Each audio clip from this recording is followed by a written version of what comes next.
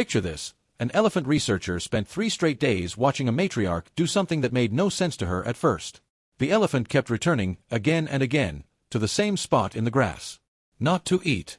Not to drink. Just to stand there, touching something with her trunk, then walking away, then coming back hours later to do it again. It wasn't food. It wasn't water. It was a skull. Her daughter's skull, dead for over a year. Now stretch that image back 14,000 years, into a snow-covered valley, where a different matriarch, twice the size, covered in shaggy fur, built like nothing alive today, might have been doing the exact same thing. Is that grief? Or are we just seeing what we want to see? It's a simple enough question on the surface. But follow it far enough, and it turns into something much harder to answer. Can an animal without language, without funerals, without any concept we'd recognize as death, still understand that something has been lost forever? For most of scientific history, the safe answer was no. Grief, real grief, the kind that changes behavior, that lingers, that looks like loss rather than confusion, was considered a distinctly human trait, maybe extended, cautiously, to a small handful of primates. Everything else was assumed to be instinct.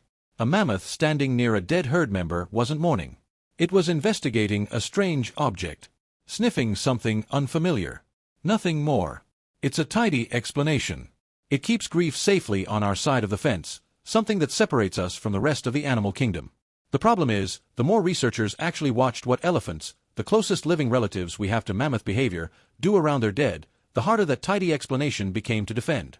Elephants don't just walk past a dead herd member.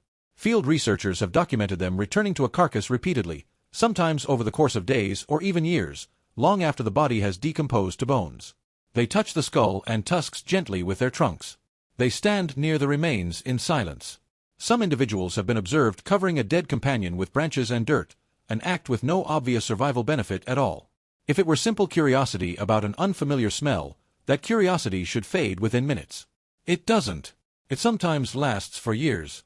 That single detail should already be reshaping how you think about this. Because curiosity investigates. Grief returns. Here's where the story takes its first real turn. For a long time, this kind of behavior in elephants was treated as an interesting anomaly, strange, maybe even touching, but ultimately unexplained. Then researchers began comparing it to something else entirely.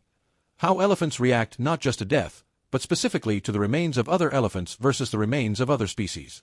And the pattern that emerged was almost impossible to explain away as simple instinct. Elephants show dramatically more interest, more prolonged investigation, more of that gentle touching behavior around elephant skulls and tusks than they do around the bones of other large animals, even other elephants' close ecological neighbors like rhinos or buffalo. If this were simply about unfamiliar smells or shapes, the reaction should be roughly similar across any large bone pile. It isn't. Elephants appear to specifically recognize the remains of their own kind, and respond differently because of it. Which means mammoths, genetically close cousins to modern elephants, built with nearly identical brain structures, social systems, and long-term memory capacity, almost certainly carried the same capacity. Not necessarily identical behavior, but the same underlying machinery that makes an elephant stop, and stay, and touch the bones of one of its own. Let's slow down and sit with a specific moment, because this is where the science becomes a story. In Siberia, researchers studying mammoth remains found something that startled even scientists used to strange fossil discoveries. A small collection of juvenile mammoth bones, gathered together in a pattern inconsistent with how a body would naturally decompose and scatter on its own. The arrangement suggested the bones had been moved, deliberately, by something with the strength and dexterity to relocate heavy skeletal remains, well after the animal's death. We can't know, from bones alone, exactly what happened at that site thousands of years ago. But we do know, from watching elephants respond to their own dead in real time, what this kind of behavior can look like when it isn't decomposition or scavenging. It looks like a herd member, or several, returning to a body long after death, and doing something with the remains that serves no clear survival purpose at all. Here's the detail that makes this harder to dismiss as pure speculation. Elephant matriarchs, the older, experienced females who lead these tightly bonded family groups, have been observed showing the strongest and most sustained reactions to a death within their own herd, more so than younger or less socially central individuals. Which tracks with something we already know about elephant society. Relationships within a herd aren't random. They're built over decades, reinforced through years of shared migration, shared danger, shared raising of calves. The bond that breaks when a matriarch dies isn't the same as an unfamiliar smell disappearing. It's the loss of a specific relationship, built through specific shared experience, over a specific span of time. Which raises an uncomfortable question for anyone still holding on to the "it's just curiosity" explanation. Why would investigating an unfamiliar object depend so heavily on your relationship to that object while it was still alive? This is where the story pushes into genuinely strange territory. Because if elephants, and by extension, very likely mammoths, respond differently to death based on their relationship to the deceased, that means something is happening that goes beyond simple pattern recognition. It suggests a kind of social memory tied specifically to individual identity. Not, a mammoth died. Something closer to, she died, carrying whatever weight that distinction held for the animals who knew her. We have to be careful here, because it would be its own kind of dishonesty to claim mammoths held funerals, understood mortality the way humans do, or experienced grief identical to ours. We don't know that, and probably never will. What we do know is stranger and, in some ways, more interesting than a simple "yes, they grieved" headline would suggest.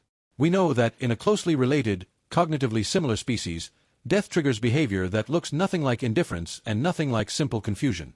It looks like recognition. It looks like return. It looks, uncomfortably, like something we'd call mourning if we saw a human do it. Let's push one layer deeper, into the psychology hiding underneath all of this. Grief, in humans, isn't really about death itself.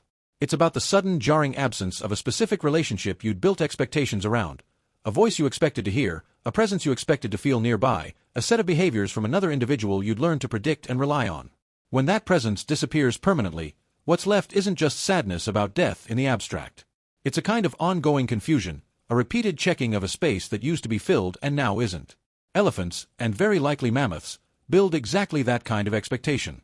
A calf that has nursed from, walked beside, and been protected by a specific mother for years has built an entire set of predictions around that individual's presence. When that presence vanishes, the confusion isn't abstract.